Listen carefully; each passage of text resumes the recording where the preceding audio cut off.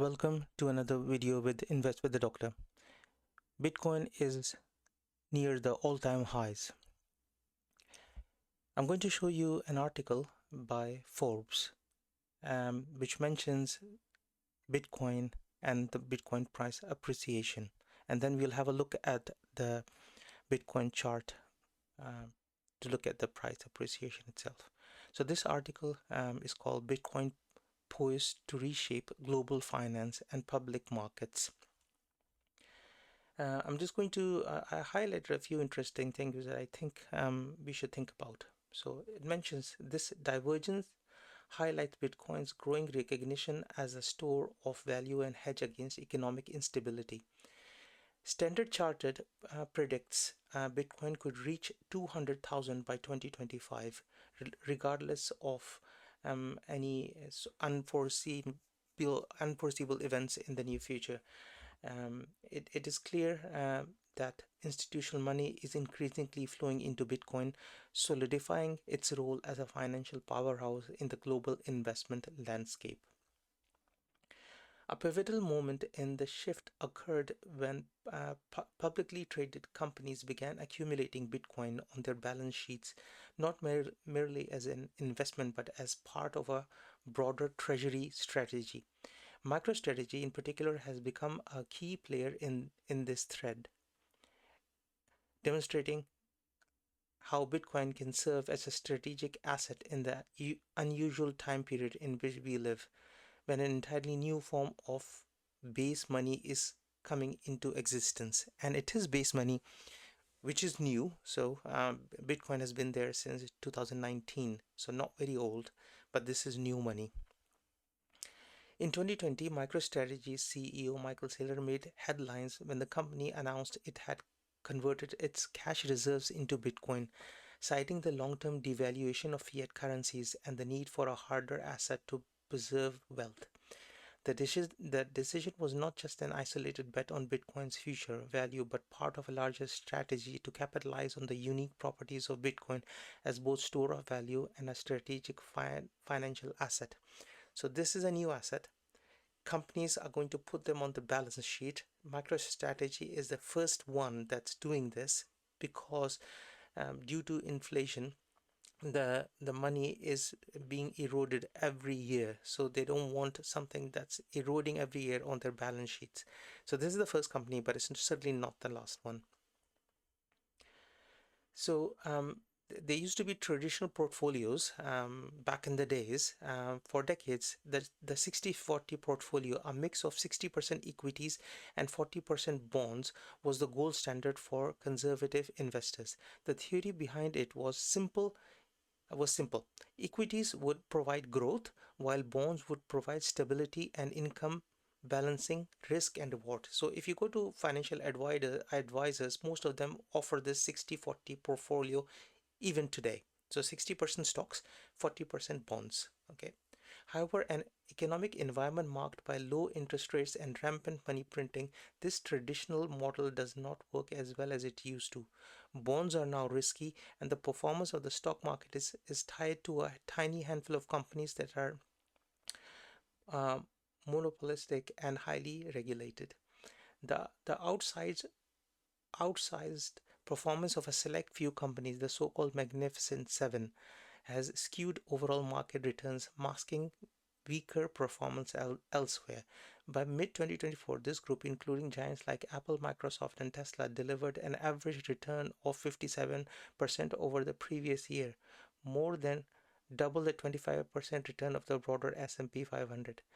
Without these seven mega cap stocks, which now make up 31% of the S&P 500 by weight, the index returns would have been significantly weaker. In fact, they would have excluded the S&P 500's year-to-date gain of 18.1% as of July 2024 and would be reduced to just 9%. So without these seven companies, Apple, Microsoft, Tesla, etc., the return would have been just 9%.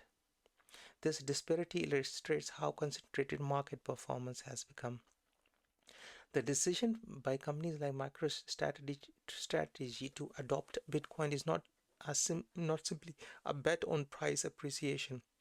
It represents a fundamental shift in how businesses view treasury management in an increasingly unstable economic landscape. For decades, corporations have relied on cash reserves, bonds, and other fiat based assets to manage their balance sheets. However, central banks and regulators around the world now constantly intervene in the economy to achieve political ends. These traditional assets are losing their ability to preserve value. Bitcoin, by contrast, offers a flexible, low maintenance store of value that has virtually no maintenance costs, and it is immune to inflationary devaluation. Okay, so there's no maintenance. So gold, if you put it in a vault, if you put it at home, there's always going to be a cost involved. With Bitcoin, there's virtually no cost. Moreover, as Bitcoin becomes more widely adopted, its liquidity and market infrastructure continues to improve, making it easier for institutions to buy, sell, and hold large quantities without disrupting the markets. And this is very important. This liquidity is very important. If you've got more liquidity, more and more people are going to come into the market, so you can quite easily buy and sell Bitcoin anywhere and everywhere in the world. MicroStrategy's move to adopt Bitcoin as a core treasury asset highlights the growing realization that Bitcoin's potential is far greater than many initially believed. The company's innovative approach to leveraging both global liquidity and Bitcoin's scarcity has now not only outperformed traditional financial strategies but also demonstrated how Bitcoin can provide a strategic advantage in an infl, um, inflationary fiat environment. Now, this article mentions that at the time of writing, market capitalization hovers around 1.3 trillion, roughly a tenth of gold's 13 trillion, while Bitcoin has already proven itself as one of the best performing assets of the past decade. The potential for future growth is enormous. If Bitcoin continues to be adopted by institutions, governments, and corporations, it could easily rival or surpass gold's market cap, even one day becoming a 100 trillion asset class. Now, this is Forbes telling you this, not me. So, somebody from finance is telling you that this can be the case. Now, it now appears that the next wave of Bitcoin adoption will come by way of corporate balance sheets, marking the beginning of a new chapter in this fascinating history. So basically, it's not a surprise that Bitcoin is going towards its all-time high. Now, having said all of this, let's have a look at the chart of Bitcoin. So this is Bitcoin weekly Heikin Aiki candles. Um, um, so I always highlight these things. So weekly, this is like I said, weekly chart of the Bitcoin. So second, yeah. So this is the weekly chart, and as you can see, the blue line is above the red line, which is above the green line, and all three of them are um, floating upwards. The RSI is in positive territory. As you can see, all of this place, it's been sort of in the positive territory.